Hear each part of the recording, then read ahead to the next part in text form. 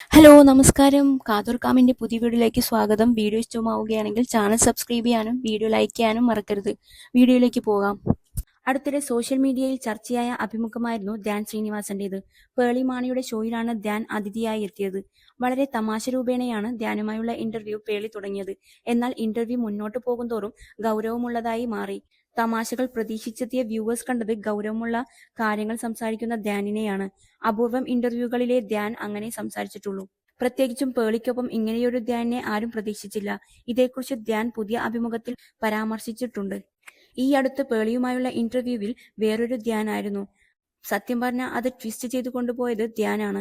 Pre planned ആയി ധ്യാനിന്റെ മനസ്സിലുണ്ടായ ആശയത്തെ അവിടെ കൊണ്ടുപോയി പറഞ്ഞതല്ലേ എന്നായിരുന്നു ആങ്കറുടെ ചോദ്യം. ഇതിന് ധ്യാൻ മറുപടി നൽകി.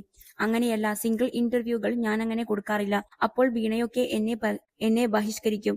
സോഫി ചേച്ചിയും ഞാനും കൂടി ഇന്റർവ്യൂവിന് ഇരിക്കാമെന്നാണ് പ്ലാൻ ചെയ്തത്. അവിടെ പോയപ്പോഴാണ് ലാസ്റ്റ് മിനിറ്റ് സോഫി ചേച്ചി ഉണ്ടാവില്ലെന്ന് പറയുന്നതും ഞാൻ ഒറ്റയ്ക്ക് ഇരിക്കേണ്ടി വരുന്നതും. അപ്പോൾ പിന്നെ പേളിയുടെ ഒരു പരിപാടിയിലോട്ട് പോകേണ്ട എന്ന രീതിയിൽ ഞാൻ പറയേണ്ട കാര്യങ്ങളൊക്കെ ഞാൻ ആ വഴിക്ക് കുത്തിക്കയറ്റി. ആ സമയത്ത് ഞാൻ ആലോചിച്ചിരുന്ന കാര്യങ്ങളൊക്കെ പറഞ്ഞെന്നേയുള്ളൂ എന്നാണ് ധ്യാൻ പറഞ്ഞത്. യെസ് 27+ സംസാരിക്കുകയായിരുന്നു നടൻ. പരാമർശം സോഷ്യൽ മീഡിയയിൽ ചർച്ചയാകുന്നുണ്ട്. ആ ഇന്റർവ്യൂ കണ്ടപ്പോഴേ മനസ്സിലായി ധ്യാൻ പേളിയുടെ ഫേക്ക് ക്യാരക്ടർ തുറന്നു കാണിച്ചതാണെന്ന്.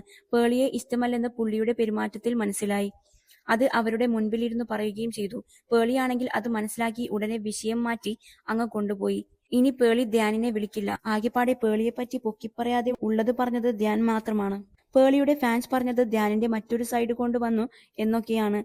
ധ്യാൻ അറിഞ്ഞുകൊണ്ട് തെരഞ്ഞെടുത്ത ഒരു സീരിയസ് ഇന്റർവ്യൂ ഫോർമാറ്റ് ആയിരുന്നു എന്ന് അന്നേ എനിക്ക് മനസ്സിലായിരുന്നു. പക്ഷെ പേളി പ്രതീക്ഷിച്ചത് thug Dhyan plus thug Pearle = million views എന്നായിരുന്നു എന്നിങ്ങനെ കമന്റുകൾ വരുന്നുണ്ട്. അടുത്ത കാലത്തായി പേളി മാണിയുടെ ഇന്റർവ്യൂകൾക്ക് ഹേറ്റേഴ്സ് കൂടുതലാണ്. ഗൗരവമില്ലാതെയാണ് പേളി തന്റെ അഭിമുഖങ്ങളെയും കൈകാര്യം ചെയ്യുന്നതെന്ന് കഴിഞ്ഞ കുറച്ചു നാളുകളായി സോഷ്യൽ മീഡിയയിൽ അഭിപ്രായമുണ്ട്. എല്ലാ ഇന്റർവ്യൂകളിലും ഭർത്താവിനെയും കുട്ടികളെയും കുറിച്ച് പേളി സംസാരിക്കുന്നെന്നും വന്നിരിക്കുന്ന അതിഥിയെക്കുറിച്ച് അറിയുന്നതിനേക്കാൾ തന്റെ കാര്യങ്ങൾ സംസാരിക്കാനാണ് പേളിക്ക് ഉത്സാഹമെന്നും വിമർശനങ്ങൾ വന്നു. എന്നാൽ വിമർശകരെക്കാൾ കൂടുതൽ ആരാധകർ പേളി മാണിക്കുണ്ട്. വിമർശനങ്ങൾ പേളിയുടെ ജനപ്രീതിയെ ബാധിച്ചിട്ടില്ല. വ്ലോഗുകളും ഷോകളുമെല്ലാമായി കരിയറിലെ തിരക്കുകളിലാണ് പേളി മാണി.